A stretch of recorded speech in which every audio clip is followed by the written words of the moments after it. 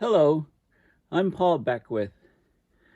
A couple of weeks ago, James Hansen came out with an update on what's happening with the Earth energy imbalance and the global temperatures and how the El Nino is progressing and how the reduction of aerosols is still having a big effect on the present warming that we're seeing. And, instead of 0.18 degrees Celsius increase globally per decade, we're likely to be at least 50% higher than that, 0.27 degrees Celsius per decade moving forward. So the title of his paper is Global Warming is Accelerating. Why? Will we be flying blind?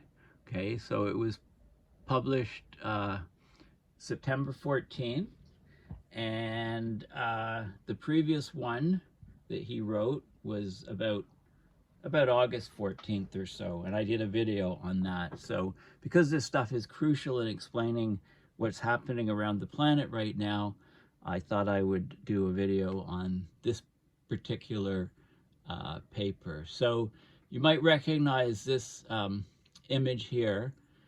This is looking at the El Nino origin years. So the Super El Nino in 1997, how global surface temperature varied across the year, across the 12 months.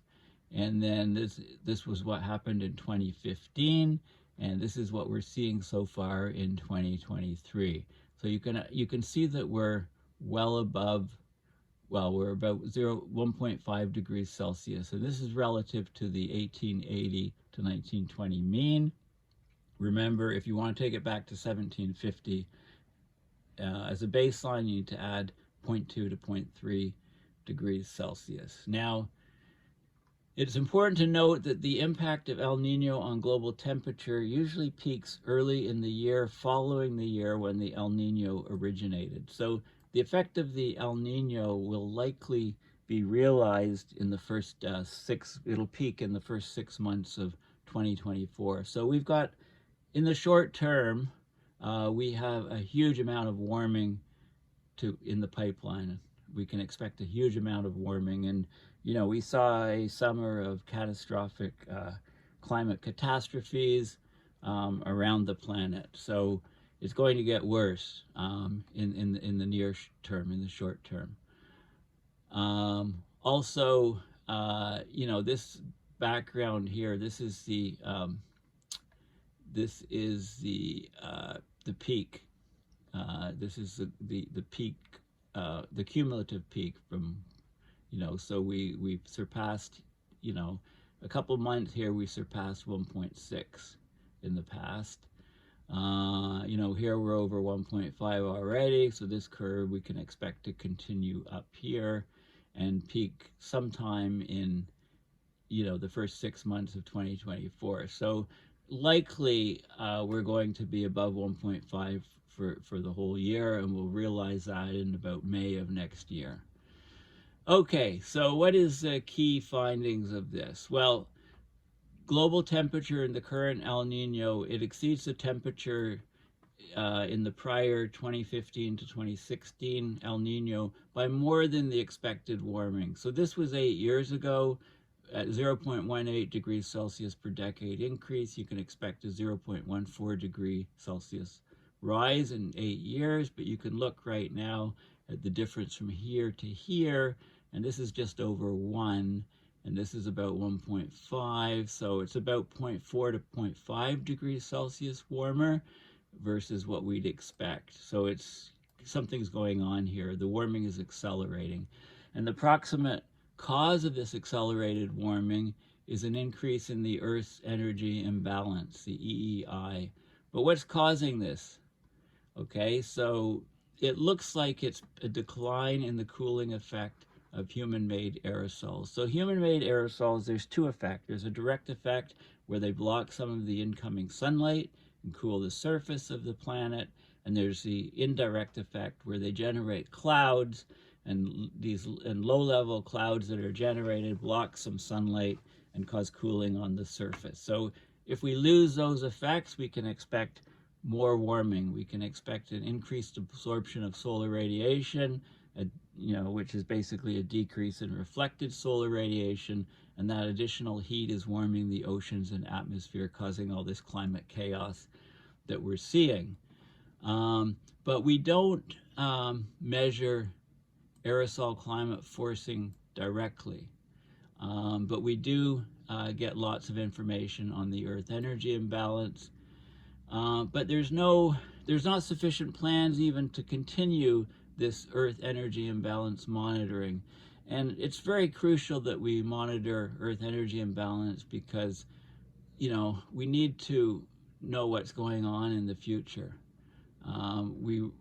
As humanity realizes its predicament that we're in and the fact that we must cool the planet to avoid disastrous consequences and restore a bright future for young people, we need to monitor the Earth energy imbalance continually. We also should really set up something to get monitoring of aerosols, which we haven't done. Okay, so this is global temperature relative to the 1880 to 1920 baseline. You're well familiar with this curve. A couple key points is the best linear fit from 1970 to 2010 is 0.18 degrees Celsius per decade. That's the green line. And if you take the 2000 to 2020 curve, you can see that if you drew a curve here through the red, it's got a higher slope. It's about 0.24 degrees Celsius per decade. The effect of the El Ninos here, we've got super El Nino here, 1997, 98, and 2015, 2016, another super El Nino. The jury's out on whether this particular present El Nino will be a super El Nino, but all signs are indicating yes, it will be. But we won't know for sure until sort of middle of next year. I mean, it's probably going to peak in the first 6 months of next year, and it's heading to be a super El Nino, and I'll show you. So this is the Nino 3.4 temperature anomaly. Okay, so before I go there, let's look at Climate Reanalyzer, and you can see the El Nino here. This is the sea surface. This is 2 meter. This is sea surface temperature anomaly. Okay, and you can see, this is the huge indication that there's a strong El Nino going on. Last time there was a strong El Nino.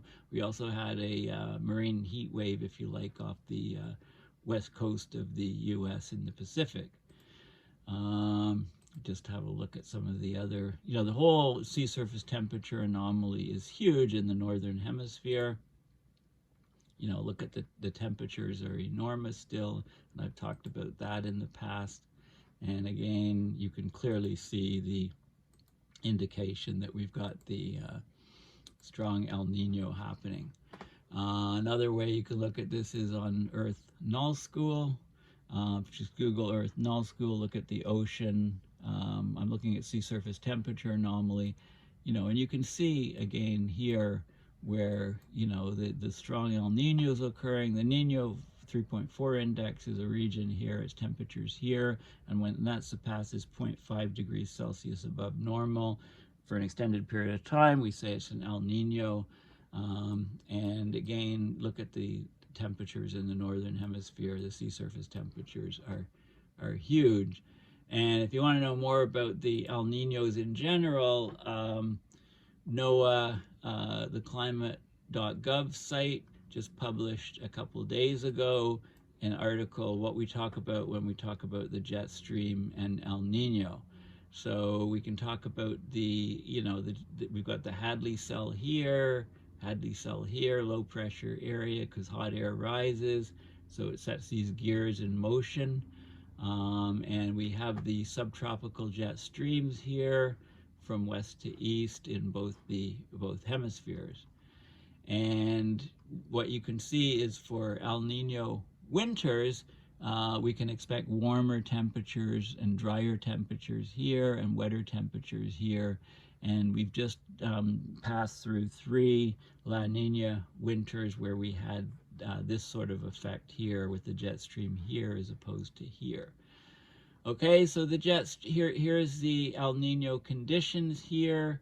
Looking across the Pacific, you can see that the La Nina, the water's forced this way. El Nino, the warm water sloshes across and comes off South America. This is La Nina, the currents this way, El Nino this way, and this is the sea surface temperature anomaly. So there's a lot in the jet streams, what they do during the El Nino winter and La Nina winter, and then pressure patterns, and the lag from when things happen to when the indexes occur. So this is a really good explanation about the jet stream relationship to El Nino. So just Google this title and have a look at it if you want to understand, the implications between the ENSO, the El Nino, La Nina patterns on the jet stream and on weather patterns that we can expect.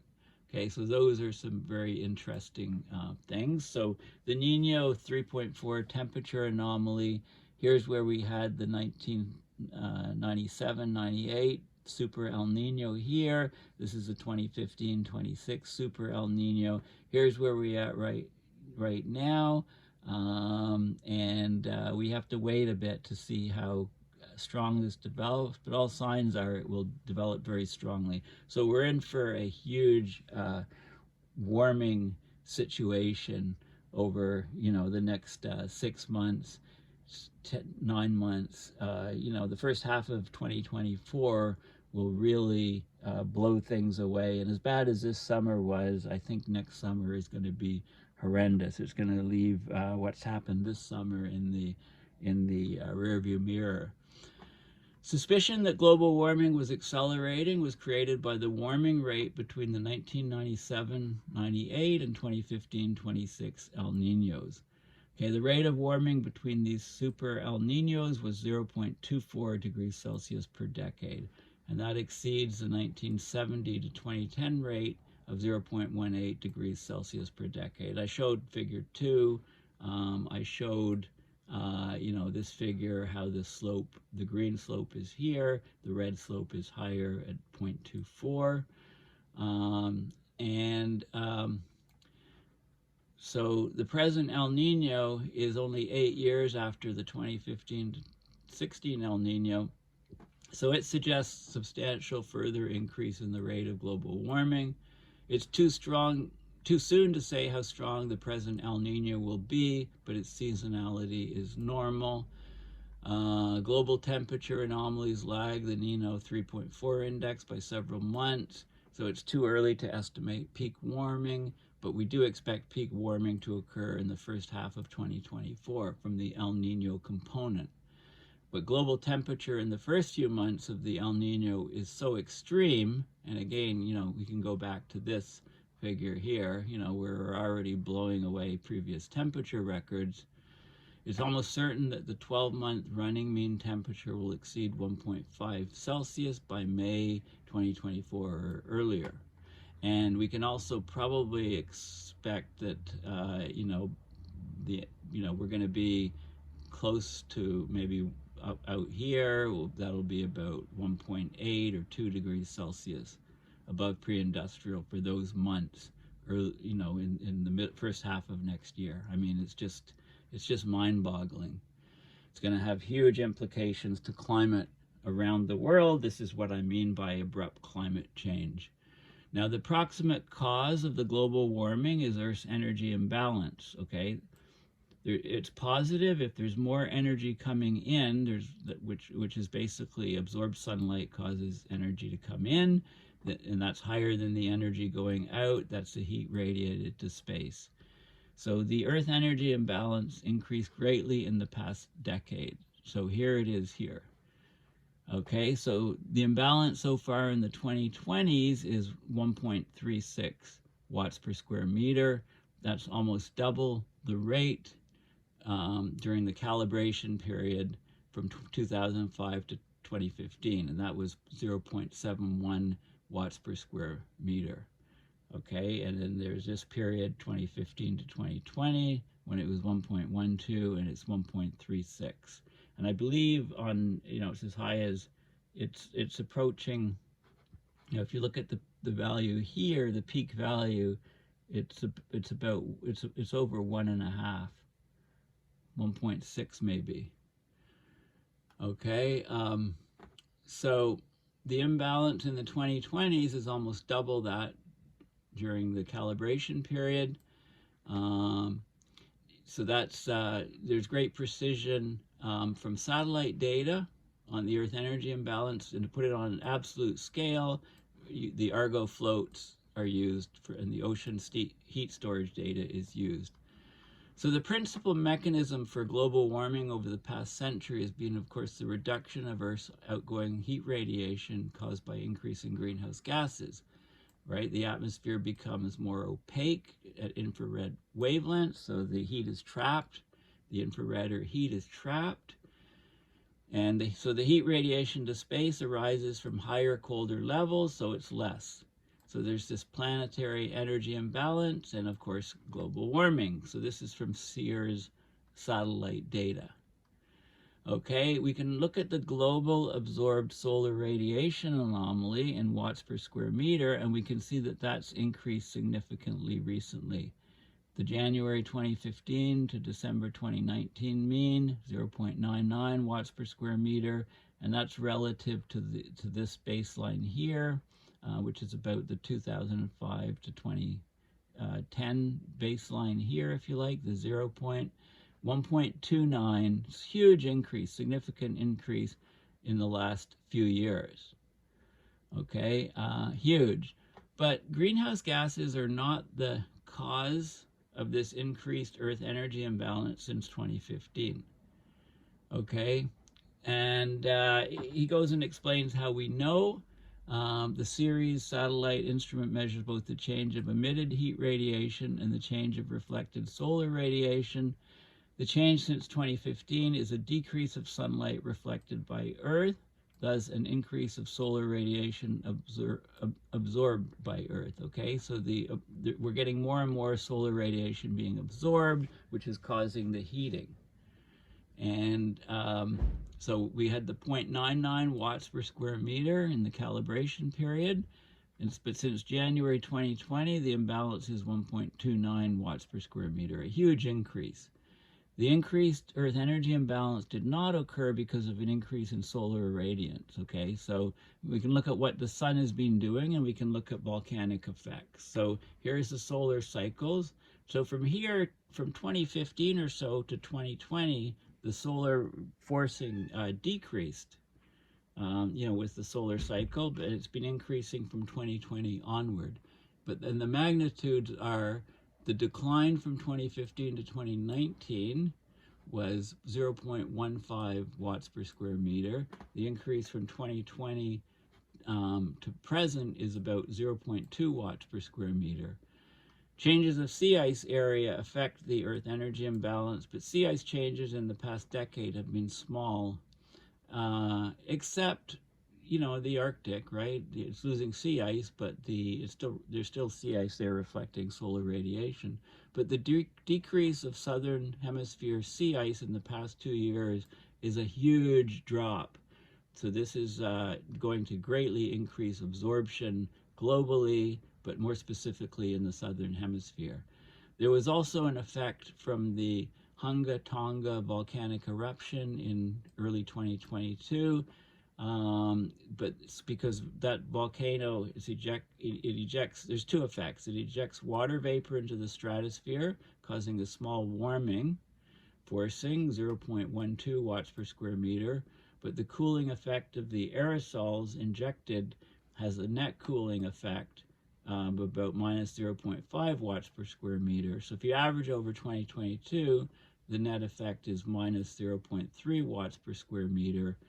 But today it's smaller. So there are some effects, but they're small compared to the aerosol effect that is occurring. Okay, this is absorbed solar radiation for different regions. So the global curve is the blue curve, which is up here. Okay, I've already talked about that. And the southern hemisphere from 20 to 60 degrees south is mostly ocean. It's 89% ocean, and you can see that's the red curve, okay?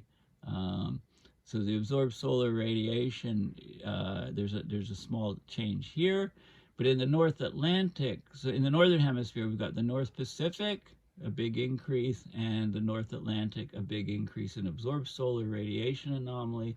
And I showed you the sea surface temperatures in Climate Reanalyzer in Earth Null School. In the northern hemisphere, we're getting enormous increases in sea surface temperature. So the solar effect from the sun, solar cycles, and the volcanic effect, the Hunga-Tonga forcings, they're not negligible, but they don't account for the large persistent increase of absorbed solar radiation since 2015. The only mechanism capable of such a large forcing is a decrease of cloud albedo. And so decreased particulate air pollution causes a decrease of cloud albedo and an acceleration of global warming. The most effective aerosol reduction is due to limitations on the sulfur content of ship fuels imposed by the International Maritime Organization. So they tightened up controls on sulfur content in ship fuels in January 2015, also strengthened it in January 2020. And so the change in global absorbed solar radiation suggests that the 2015 change had the larger effect. Clouds have a large natural variability, right? And there's also something called the Pacific Decadal Oscillation, and that shifted from its positive phase in 2015, so that favors fewer clouds and therefore increased global absorption of solar radiation, lower reflection of solar radiation. Okay, so this is favoring increased clouds and reduced absorption of solar radiation, the negative phase, but we haven't seen that effect. So there's all of these other factors, but they're small compared to the aerosol effect. There's strong indirect evidence that an ongoing decrease of particulate air pollution is in the process of increasing absorption of solar radiation, solar energy by Earth, which adds to greenhouse gas global warming. So we predict at least a 50% increase in the post-2010 global warming rate compared to, so the 1970 to 2010 rate was 0.18 degrees Celsius per decade. After 2010, it's projected to be at least 50% higher, or that would be 0.27 degrees Celsius per decade. In a previous, some previous papers by James Hansen, that the possibility was up to a doubling of that to 0.36 degrees Celsius per decade. You know, and essentially this is a partial payment in return of the Faustian bargain that humanity made when so humanity chose to build its economies on fossil fuel energy, and this is a Faustian bargain because we burn the fossil fuels that increases the greenhouse gases, causing warming. It also produces aerosols, which mask some of the warming. But now we're reducing the aerosols. That extra warming built into the system is being unmasked and being realized now, and we're seeing it. Okay, this is showing the sulfates in parts per trillion by volume over the planet. And the sulfates, of course, lead to aerosols. And this is the percentage of total sulfate provided by shipping. Okay, so you can see, you know, up to, 80, 70, 80, 90% of the sulfates over the ocean are from shipping. And when we're reducing those numbers significantly, of course, there's less particulate, there's less aerosols to block sunlight, and there's less aerosols to form clouds, so there's more sunlight is hitting the surface of the Earth, causing the warming, the huge warming of the oceans that we're seeing in the northern hemisphere in particular. Okay, so the aerosol effect on cloud albedo is large. a longer record is needed to overcome the noise due to natural variability of clouds. But you can see the aerosols, the percentage, huge amounts of aerosols, especially over the oceans from shipping. This is crazy, you must be saying. Why don't we measure aerosol climate forcing directly instead of this roundabout inference from looking at Earth energy imbalance and absorbed solar energy?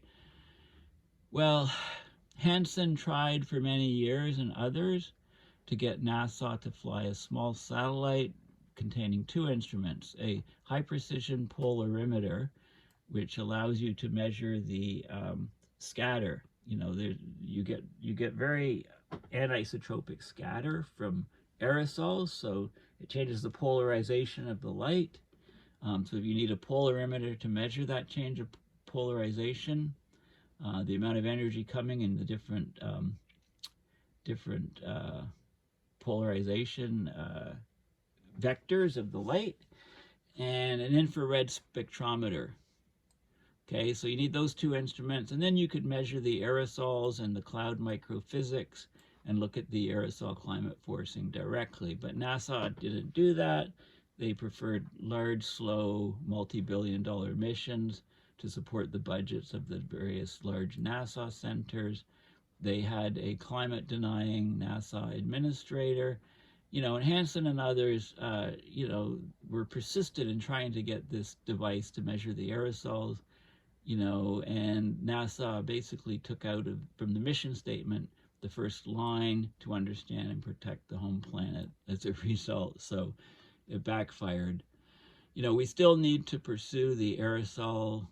We need some satellites with this instrument to measure aerosols. We also need to measure cloud monitoring at higher precision, but we obviously need to consider the series monitoring to get the Earth radiation imbalance, but there's no firm adequate plans to launch satellites to continue these observations. So when the existing satellites fail, we could actually lose the ability to get the Earth energy imbalance to such high precision as we get it now. It's crucial that NASA make plans to continue these essential measurements, to launch new satellites to measure this, to replace a series like satellites, instrumentation, and also to launch some to measure the aerosols directly. Of course, measurements in the ocean are equally essential to put absolute numbers on the Earth energy imbalance, right? The satellites give you a change, or the delta, but you need to pin it to get absolute numbers, and we use the measurements in the ocean, basically from the Argo program that's distributed 4,000 autonomous deep diving floats around the world ocean. Okay, so these need to be continued and enhanced, especially in the polar regions, because we don't have so much instrumentation in the polar regions, but that's where the massive changes are occurring.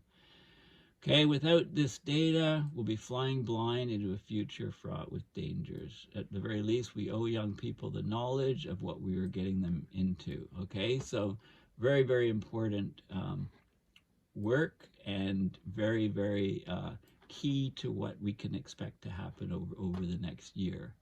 And I just want to show you a couple things in addition on Twitter/X. A couple things I've posted. Well, this is my last video, which I uploaded last night, on